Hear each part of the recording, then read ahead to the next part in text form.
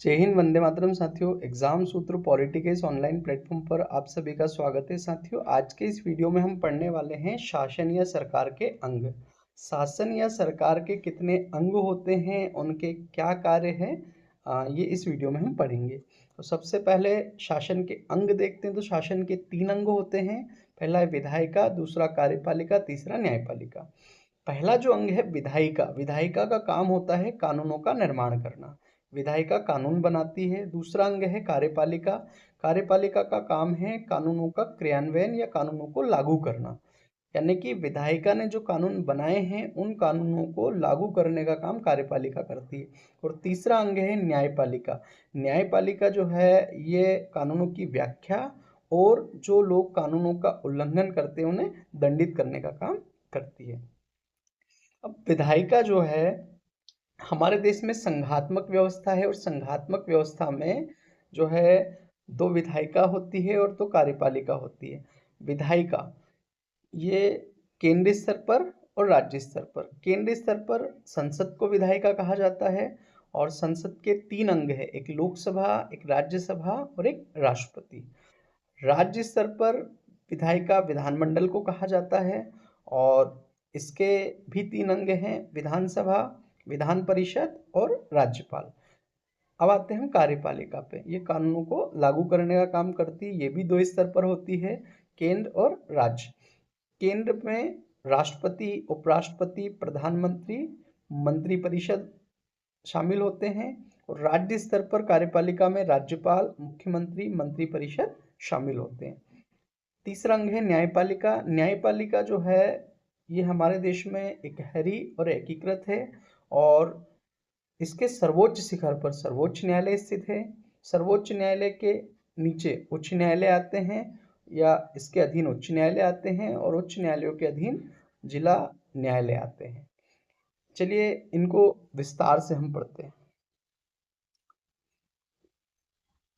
लोकतांत्रिक शासन व्यवस्था में सरकार के मुख्य रूप से 3 अंग होते हैं। इन तीनों अंगों के बीच शक्तियों का बंटवारा होता है ताकि कोई भी एक अंग निरंकुश ना हो सके। इसे शक्ति पृथक्करण का सिद्धांत कहा जाता है। यानी कि सरकार के 3 अंग बनाने का मुख्य कारण यह था कि निरंकुशता ना आए। शक्ति पृथक्करण का सिद्धांत फ्रांसीसी दार्शनिक बैरन डी मॉन्तेस्क्यू ने दिया था। उन्होंने अपनी प्रसिद्ध पुस्तक द स्पिरिट ऑफ लॉज में इस सिद्धांत का विस्तार से वर्णन किया है।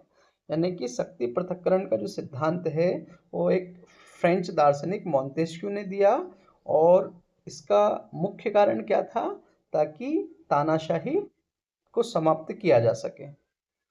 मॉन्तेस्क्यू का मानना था कि यदि सरकार की सारी शक्तियां एक ही व्यक्ति या संस्था के हाथ में केंद्रित होगी तो वह निरंकुश हो सकता है और नागरिकों की स्वतंत्रता खतरे में पड़ सकती है। इसलिए उन्होंने सरकार को 3 स्वतंत्र अंगों में विभाजित करने का सुझाव दिया। अब ये 3 अंग कौन कौन से हैं? तो पहला है विधायिका, दूसरा कार्यपालिका और तीसरा न्यायपालिका। विधायिका का क्या काम है? कानून बनाने का कार्य करती है विधायिका। कार्यपालिका का क्या काम है? कानूनों को लागू करने का कार्य जो है कार्यपालिका करती है। और न्यायपालिका क्या करती है? तो कानूनों की व्याख्या और न्याय करने का कार्य करती है। इनको विस्तार से हम पढ़ते हैं। सरकार के इन 3 अंगों का विस्तृत विवरण। नंबर 1, विधायिका या लेजिस्लेटिव। इसका क्या कार्य है? तो नए कानून बनाना, पुराने कानूनों में संशोधन करना, संविधान संशोधन करना और राष्ट्रीय बजट को मंजूरी देना, ये सारे महत्वपूर्ण काम विधायिका करती है। बहुत महत्वपूर्ण नोट है, राज्य विधायिका को संविधान में संशोधन का अधिकार नहीं है। केवल केंद्रीय विधायिका या कह सकते हैं संसद को ही संविधान में संशोधन करने का अधिकार दिया गया है। राज्यों को संविधान में संशोधन करने का अधिकार नहीं है। इसकी संरचना, भारत में इसे संसद कहा जाता है जिसके 2 सदन हैं। लोकसभा इसको निचला सदन कहते हैं, राज्यसभा इसे उच्च सदन कहा जाता है। इसका महत्व, यह सरकार का वह अंग है जहां जनता की इच्छाओं को नीति का रूप दिया जाता है। शासन या सरकार का दूसरा अंग है कार्यपालिका, एग्जीक्यूटिव। इसका क्या कार्य है?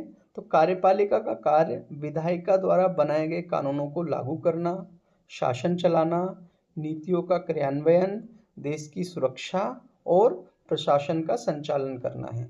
यानी कि कार्यपालिका वह काम करती है जो विधायिका के द्वारा कानून बनाए गए हैं, उन कानूनों को जमीनी स्तर पर लागू करने का। संरचना, इसके दो भाग होते हैं, राजनीतिक कार्यपालिका और प्रशासनिक या स्थायी कार्यपालिका। राजनीतिक कार्यपालिका, इसमें राष्ट्रपति, प्रधानमंत्री और मंत्रिपरिषद शामिल होते हैं, ये अस्थायी कार्यपालिका होती है। और दूसरी है स्थायी या प्रशासनिक कार्यपालिका, इसमें आईएएस, आईपीएस और अन्य सिविल सेवक शामिल होते हैं जो कानून को धरातल पर लागू करते हैं, यह स्थायी कार्यपालिका होती है। जवाबदेही, भारत जैसे संसदीय लोकतंत्र में कार्यपालिका विधायिका के प्रति जवाबदेह होती है। तीसरा अंग है न्यायपालिका, जुडिशरी। इसका क्या कार्य है? तो न्यायपालिका का कार्य कानूनों की व्याख्या करना, न्याय प्रदान करना, कानूनों का उल्लंघन करने वालों को दंड देना, संविधान की रक्षा करना, मौलिक अधिकारों की रक्षा करना और केंद्र राज्यों के बीच विवादों को सुलझाना है। यह पूरी तरह स्वतंत्र होती है। हमारे देश में स्वतंत्र न्यायपालिका का प्रावधान अमेरिका से लिया गया है। इसकी संरचना, भारत में एकीकृत न्यायपालिका है, यानी कि जैसे हमारे देश में दो प्रकार की विधायिका है, दो प्रकार की कार्यपालिका है, वैसे न्यायपालिका नहीं है। न्यायपालिका हमारी एकीकृत है। सर्वोच्च, इसमें सबसे ऊपर सर्वोच्च न्यायालय है। सर्वोच्च न्यायालय देश की सबसे बड़ी अदालत है, ये दिल्ली में स्थित है। और सर्वोच्च न्यायालय में वर्तमान में न्यायाधीशों की संख्या 34 है। इसमें 33 अन्य न्यायाधीश और एक मुख्य न्यायाधीश बैठते हैं। सर्वोच्च न्यायालय के नीचे आते हैं उच्च न्यायालय, या इन्हें हाईकोर्ट भी कहा जाता है, और ये राज्य स्तर पर होते हैं। और उच्च न्यायालय जो है ये वर्तमान में देश में 25 है। तीसरा है जिला एवं अधीनस्थ न्यायालय, ये स्थानीय स्तर पर होते हैं। अब इनका महत्व क्या है? यदि विधायिका या कार्यपालिका अपनी शक्तियों का दुरुपयोग करती है तो न्यायपालिका उसे असंवैधानिक घोषित कर सकती है। धन्यवाद साथियों, अगर आपको हमारा ये वीडियो पसंद आए तो इसे लाइक, शेयर और सब्सक्राइब जरूर करिएगा।